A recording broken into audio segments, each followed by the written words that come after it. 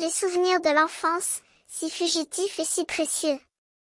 Voici l'histoire de Valenziza, un petit monde qui semblait s'éterniser pour lui, mais qui en réalité ne durait que quelques heures.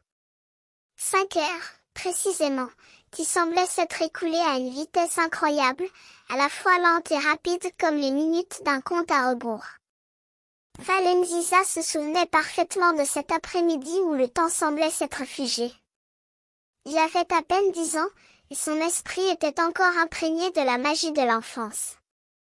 Ses parents, papa et maman, l'avaient laissé seul dans la maison, avec pour seule compagnie les bruits de la rue et les chuchotements des voisins. Il s'était installé dans son petit coin préféré, une petite zone tranquille où il aimait se réfugier pour jouer avec ses jouets. Mais ce jour-là, il était dans une humeur particulière, comme si le monde entier l'avait abandonné pour une raison ou une autre. Il avait oublié le nom de ses jouets, et même les mots pour les décrire. C'était comme si la langue lui avait été volée. Soudain, il entendit des bruits étranges provenant de l'extérieur. Il sortit pour voir ce qui se passait et découvrit que son père, qui était un petit commerçant, faisait une vente en plein air. Il y avait des gens qui se pressaient autour de lui, achetant des produits de tous les genres. Valenziza regarda, fasciné, les visages souriants et les mains qui saignaient dans les sacs. Mais son attention fut bientôt attirée par un grand incendie qui se déclenchait à quelques centaines de mètres de là.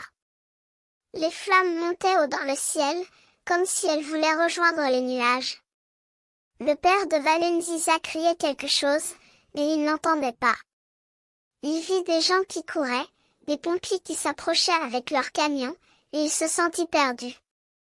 Il se rappelait les mots de son père, « Si tu as peur, couche-toi et attends que le feu passe. » Mais il était trop tard. Les flammes étaient trop hautes, trop féroces. Il sentit la chaleur sur sa peau, comme si les flammes voulaient l'atteindre. Soudain, il entendit une voix lointaine, qui semblait appeler à l'aide. C'était un cri, un appel à la pitié. Il regarda autour de lui et vit un groupe de gens qui se précipitaient pour éteindre l'incendie.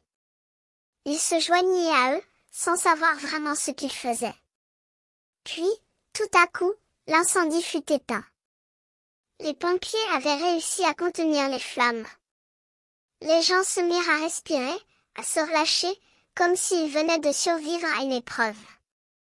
Valenziza regarda autour de lui, épuisé, mais heureux de voir que tout était terminé.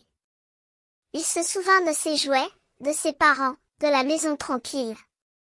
Il se souvint de la magie de l'enfance, de la façon dont les choses semblaient s'éterniser. Il se souvint de l'incendie, de la peur, de l'aide. Et il se souvint de la voix qui l'avait aidé à trouver son chemin. Il retourna à la maison, avec un petit cadeau pour ses parents, un petit souvenir de l'incendie. Ils le regardèrent avec des yeux pleins de gratitude, comme si Valenziza leur avait apporté un miracle. Puis Valenziza comprit que l'enfance était un chemin qui s'écoulait à travers les souvenirs, les émotions et les expériences.